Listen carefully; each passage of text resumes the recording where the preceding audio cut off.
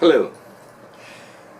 Here I want to emphasize one aspect of current method of waging war, and that is, besides war, there is also sanction.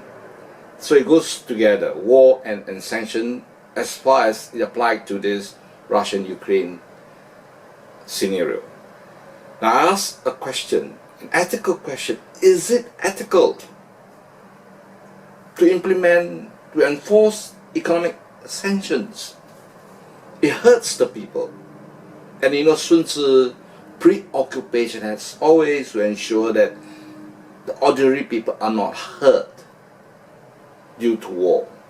What he says, as you see in the diagram I put up on this video, very clearly Sun Tzu says, right? Army, when the army comes about, in a war situation, when army go wherever it goes, prices will rise, and when prices rises, people will get hurt.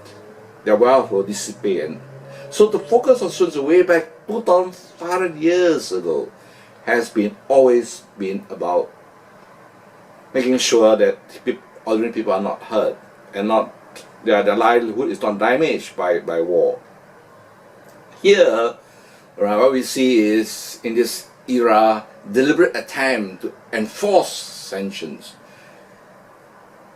Frankly, I think that this really shouldn't. We are 21st century.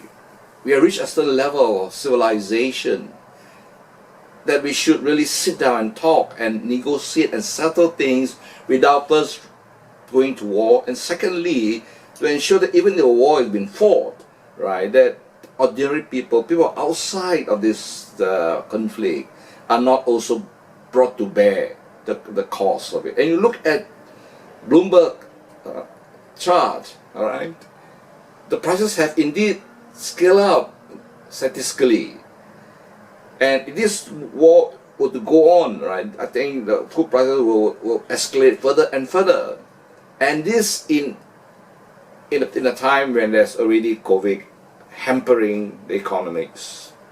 Then of course you will find that what we should do really is to find a way, right, to get the two parties, Ukraine and Russia, sit down and settle it. Because if this war drags on and on, it will have far worse consequences, and people, are just simply, people want to live a peaceful life. Nobody wants a war, not even the Russian people, I'm sure, unless they're forced to the corner, pushed to an edge. And what is more important than living your life peacefully and happily, and now I can see that the concern is really that when there's war, there's money consequences. War and money goes hand in hand. Right, thank you. This is an issue I wanted to raise, and that Sun Tzu already way back 2,500 years ago had been very concerned about the economic consequences of war. Thank you.